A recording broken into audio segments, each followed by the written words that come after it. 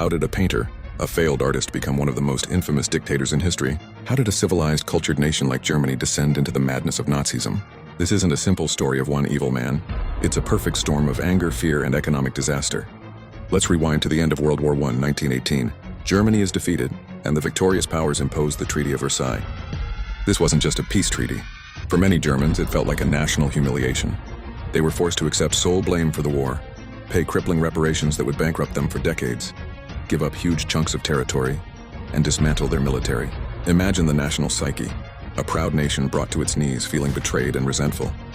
This feeling, this stab-in-the-back myth, festered. Into this powder keg walks Adolf Hitler. In the early 1920s, he's a nobody, leading a fringe group called the Nazi Party. His speeches are full of rage, blaming Jews, communists, and the politicians who signed the treaty for all of Germany's problems. At first, most people ignore him. The German economy even starts to recover a bit in the mid-20s. But then 1929, the Wall Street crash. The Great Depression hits the world, and it hits Germany harder than almost anyone. American loans that were propping up the German economy vanish overnight. Businesses fail, unemployment skyrockets. We're talking millions of people out of work, queuing for bread, their life savings wiped out. The government, the Weimar Republic, seems weak and unable to cope. People are desperate, and in desperation, people look for extreme solutions. They look for a strong leader, someone with simple answers to complex problems. Hitler's voice, once on the fringe, now starts to sound powerful. He offers scapegoats. He promises to restore German greatness, to tear up the hated treaty, to create jobs, and to build a strong, unified nation. His rallies are masterpieces of propaganda. The flags, the uniforms, the powerful music, the sense of belonging to something great.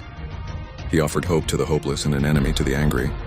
Support for the Nazis explodes. In 1928, they had just 2.6% of the vote. By 1932, they are the largest party in the German parliament. The traditional political parties fighting amongst themselves underestimate him. They think they can control him.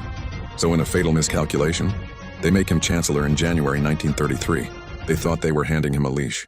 They were actually handing him the keys to the country. Within months, he uses a fire at the Parliament building as an excuse to seize emergency powers, suspend civil liberties, and eliminate all political opposition. The path to dictatorship was complete. The rise of Nazism wasn't an overnight coup. It was a slow-motion car crash, fueled by humiliation, economic collapse, and political failure, all expertly exploited by a master manipulator who knew exactly which buttons to push. It's a chilling reminder of how fragile democracy can be, and how quickly things can fall apart when fear and hatred are allowed to take root.